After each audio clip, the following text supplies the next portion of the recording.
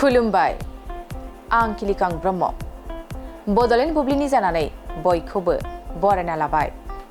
दिनै 19 अक्ट'बर 2024 नोंथांमोननो बड'लेण्ड बुब्लिया दिनैनि साना मा-मानि थाखाय मिथिजायो एबा दिनैनि सानाव मा हाबाफारि फालिनाय जायो नोंथांमोननो फारि-फारि बड'लेण्ड बुब्लिया फोरमायगोन।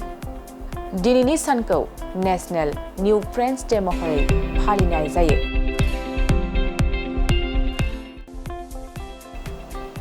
हायुङारि गोदान लोगो सानखौ बोसोरफ्रोमबो 19 अक्ट'बराव फालिनाय जायो। बेयो गोदान सोमोन्दो बानायनायनि सान, लोगोसे थाखानाय सोमोन्दोफोरखौ गोख्रों खालामनाय, गावनि आंगो लोगोजों अनलायनाय, बांनाय आरो लोगोनि गोहोखौ रंजानायनि सान। बेनिखायनो दिनैनि सानाव नोंथाङाबो जिउआव गोदान लोगो सरजाबदेर।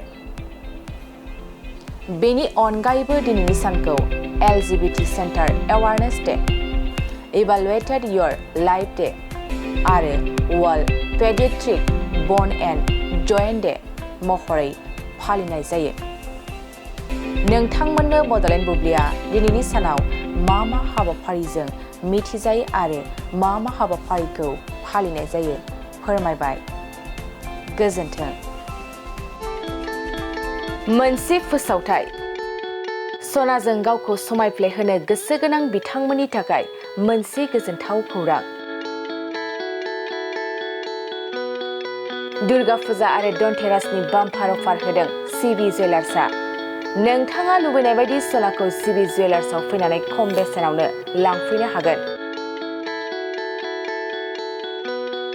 बे अफारखौ अक्ट'बर दाननि 31 अक्ट'सिम होनाय जादों।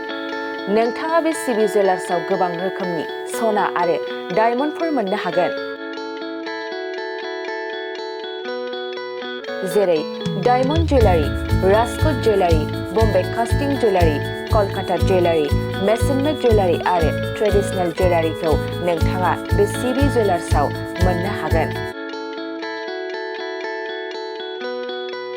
डायमन्ड जुवेलारिनि थाखाय 15% अफार होनाय जादों आरो सनानि गहेनाफोरनि थाखाय जर'खा डिसकाउन्ट बेसेन बानायनाय जादों।